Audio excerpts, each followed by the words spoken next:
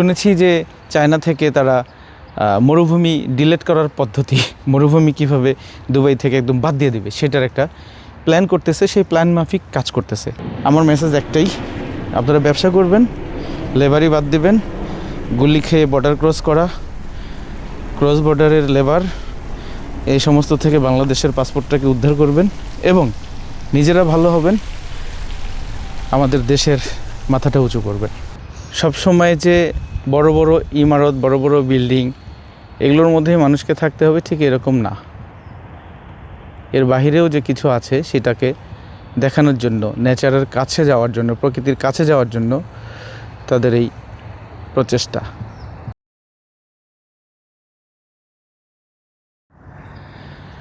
আসসালামু আলাইকুম, লিঙ্কন বলছিলাম। আমাদের চ্যানেলে আপনাদেরকে স্বাগতম। আমাদের চ্যানেলের নাম হচ্ছে daily needs China by Lincoln, but আমি এখন আছি দুবাইতে। এই যে পানি দেখতেছেন, এই যে স্বচ্ছ পানি, এটা পৃথিবীর অন্য কোনো জায়গায় না, ঠিক দুবাই না, UAE, united state of emirates, আবুধাবির যে ম্যানগ্রোভ আছে সেই জায়গাতে আছি। ম্যানগ্রোভ মূলত হচ্ছে যে গাছগুলো পানিতেও বাঁচতে পারে আবার মাটিতেও বাঁচতে পারে। মাটিতে থাকলে তার শ্বাস গ্রহণ করার জন্য, তার হচ্ছে বাতাস গ্রহণ করার জন্য শিকড়টা উপর দিকে চলে যায়। আমরা ক্লাস 5-6 যেরকম পড়েছি, তার হচ্ছে বায়ু গ্রহণ করার জন্য আলাদা শ্বাসমূল থাকে।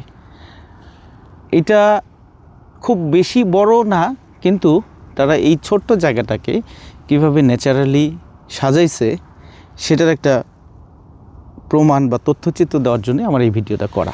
এই যে পানি দেখতেছেন, এই পানিটা এরকম স্বচ্ছ করে আনা, জাস্ট একটা ক্যানেল করে দিকে নিয়ে আসা গালফ থেকে বা বড় সি থেকে নিয়ে আসার পর এখানে যে এই যে ন্যাচারাল সিনারি তৈরি করা হয়েছে, এই যে আমার পাশে দেখতেছেন যে এই যে গাছগুলো, মরুভূমিতে গাছ তৈরি করার যে একটা তাদের মধ্যে প্রচেষ্টা, যে হাজার হাজার বছরের যে মরুভূমি সেটাতে কিভাবে তারা গ্রিনকে স্বাগতম জানায়, সেটার একটা পদক্ষেপ হিসাবে তারা এই কাজটি করেছে। পানি অনেক স্বচ্ছ, দেখলে মনে হবে যে মিঠা পানি, আসলে এটা সমুদ্রের পানি। আমি একটু খেয়ে দেখেছি, একটু জিবাই দিয়ে দেখেছি, লোনা পানি। এবার এই দেখেন, এখানে রং বেরঙের স্নেইল আছে, ঝিনুক শামুক আছে। আসলে এগুলো দেখানোর জন্য ভিডিও করা না, ভিডিও করার উদ্দেশ্যটা হচ্ছে যে একটা জাতি কতটা ডেডিকেটেড এবং পরিশ্রমী হলে, অথবা কতটা প্ল্যান মাফিক কাজকর্ম করলে এরকম পাথর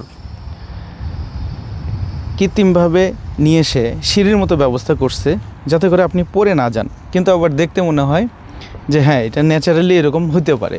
বাট সুন্দরভাবে তাদের বিন্যাস দেখে, এই যে বিন্যাস আছে পাথর বসানোর যে সিস্টেম, এটা দেখে বোঝা যাচ্ছে এটা আসলে ন্যাচারালি এরকম ছিল না, তারা এটা তৈরি করেছে। দুবাই হচ্ছে সবচেয়ে বড় যে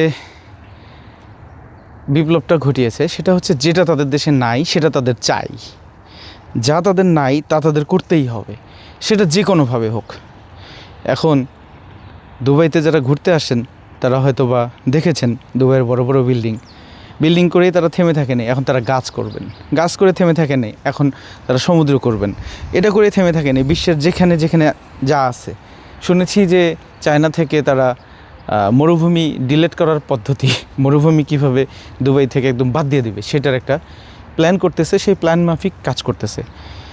পুরা দেশটাকে, পুরা 7টা যে আমিরাত আছে, 7টা যে স্টেট আছে, এই স্টেটগুলোকে ওনারা গো গ্রিন স্টাইলে নিয়ে যাওয়ার জন্য যেটা করা দরকার ওনারা সেটাই করতেছে।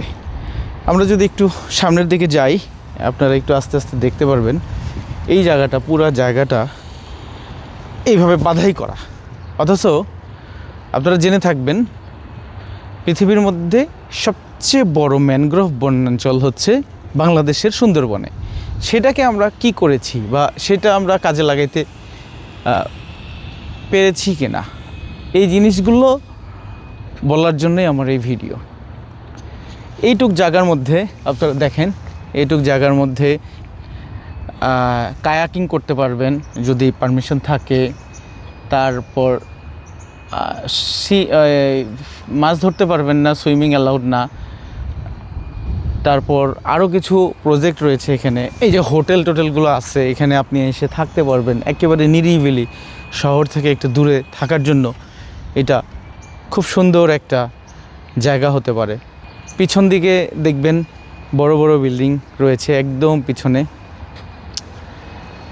সেই বড় বড় বিল্ডিংগুলো সবসময় যে বড় বড় ইমারত, বড় বড় বিল্ডিং, এগুলোর মধ্যেই মানুষকে থাকতে হবে ঠিক এরকম না।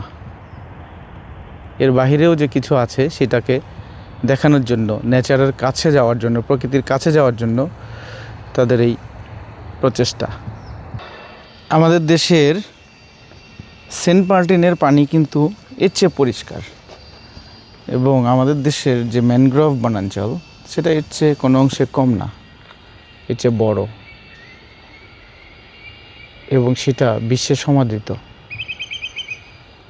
আমরা যদি একটু আপনাদেরকে আস্তে আস্তে এই পার্টটা দেখাই, তাহলে আপনারা দেখতে পারবেন যে কতটা প্ল্যান করে কাজটা করা। এখন আমরা কি করতে পারি? আমি যেহেতু আমি যেহেতু বিজনেস বা চাকরি রিলেটেড, রয়্যাল বেঙ্গল টাইগার নাকি, বা কিভাবে আমরা ব্যবসা করতে পারবো, ব্যবসা উন্নতি করব, চায়নাকে আমাদের সাথে কিভাবে অ্যাড করতে পারবো, চায়না থেকে কি ফ্যাসিলিটিস নিতে পারবো, সেটা নিয়ে যেহেতু আমরা কথা বলি, তা আমি এখানে বলতে চাই একটা দেশের ডেভেলপমেন্টের সাথে সেই দেশের অর্থনীতি, এক্সপোর্ট ইম্পোর্ট ব্যবসা খুব ওতপ্রোতভাবে জড়িত। তাই দুবাইতে যারা আছেন, সৌদি, কুয়েত, কাতার, যে সমস্ত বাঙালি ভাইরা ব্যবসা করেন, তারা যদি চেষ্টা করেন, একটু চেষ্টা করলেই দুবাইতে যেহেতু ব্যবসার স্বর্গরাজ্য এবং ব্যবসার মালিকানা 100%, অনেক ক্ষেত্রে 80% আপনার নিজের হাতে, সেক্ষেত্রে আপনি যে কাজটা করতে পারবেন, কোনো রকম চায়না থেকে যদি আপনি একবার মাল ঢুকাইতে পারেন, তাহলে সারা জীবনে আর আপনাকে পিছনে তাকাইতে হবে না। কেন দুবাই? এই কারণে, চায়নাতে থাকবে আপনার ফ্যাক্টরি, মাল সোর্সিং, আর দুবাইতে আপনি মাল বিক্রি করবেন, আর বাচ্চা কাচ্চা পড়ালেখা করবে ইউরোপ আমেরিকার সবচেয়ে ভালো ইউনিভার্সিটিতে। আপনার বাচ্চা পড়বে হচ্ছে হার্ভার্ড ইউনিভার্সিটিতে, অক্সফোর্ড ইউনিভার্সিটিতে। তার জন্য কি চাই? অফুরন্ত টাকা। সেটা করতে গেলে আপনাকে ব্যবসা করতে হবে। এত বড় ব্যবসার সুযোগ যেহেতু বাংলাদেশে নাই, আর যেহেতু কারাকারি মারামারি, তাই চায়নাতে যেতে হবে, মাল বিক্রি বাংলাদেশে না করে দুবাইতে করবেন, আর দুবাই থেকে এইটা সারা বিশ্বে চলে যাবে। দুবাই যেহেতু হাব, আপনি আপাতত ইউরোপ আমেরিকায় যদি না যেতে পারেন, তাহলে সেটাই আপনি করবেন। তো এই ছিল আজকের ভিডিও। আমার মেসেজ একটাই, আপনারা ব্যবসা করবেন, লেবারই বাদ দেবেন। গুলি খেয়ে বর্ডার ক্রস বর্ডারের লেবার, এই সমস্ত থেকে বাংলাদেশের পাসপোর্টটাকে উদ্ধার করবেন এবং নিজেরা ভালো হবেন, আমাদের দেশের মাথাটা উঁচু করবেন। ধন্যবাদ জানিয়ে আজকের ভিডিও এখানে শেষ করছি। পরবর্তী সময় অন্য আরেকটা ভিডিও নিয়ে, অন্য কোনো টপিকস সহ, অন্য কোনো জায়গা থেকে আপনাদের সাথে আবার দেখা হবে।